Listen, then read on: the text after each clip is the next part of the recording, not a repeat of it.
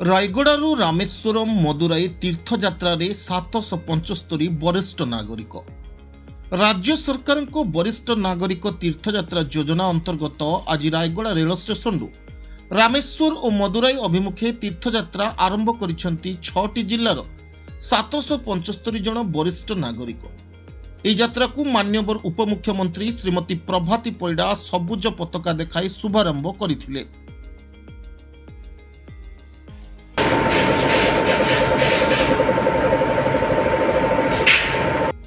Flag of करेंगे और मैं समस्त को स्वागत जनाची मैडम को भी स्वागत जनाची। धन्यवाद।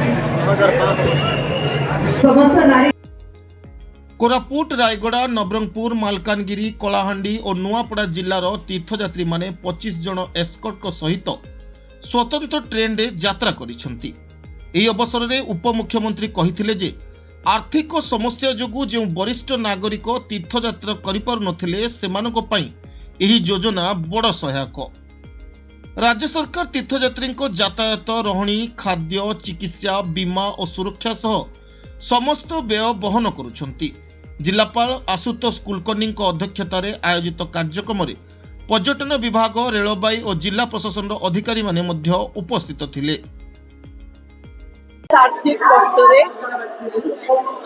वरिष्ठ नागरिक तीर्थयात्रा ट्रेन आमे ये अष्टम पठेलु जोटा रायगड़ा रेलवे स्टेशन मदुराई एवं रामेश्वर अभिमुखे जो गला ये कलाहांडी जिलार 192 जन कोरापुट 168 जन नवरंगपुर 148 जन रायगड़ारू 118 जन मालकानगिरी 75 जन एवं नुआपड़ारू 74 जन यात्रा करेंगे।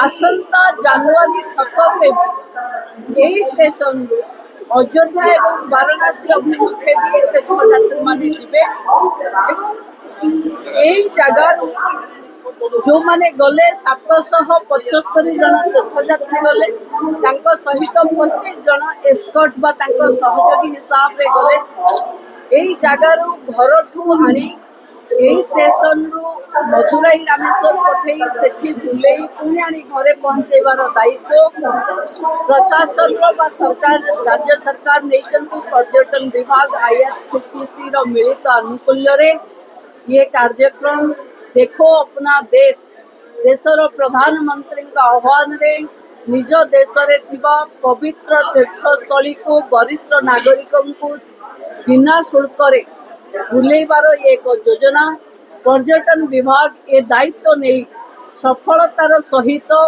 प्रति मासरे ये कार्यक्रम को संपादन करुथिबारु एवं प्रशासनिक अधिकारी माने समस्त जिलार प्रशासनिक अधिकारी माने सहयोग करुथिबारु समस्तनकु धन्यवाद जणाउ।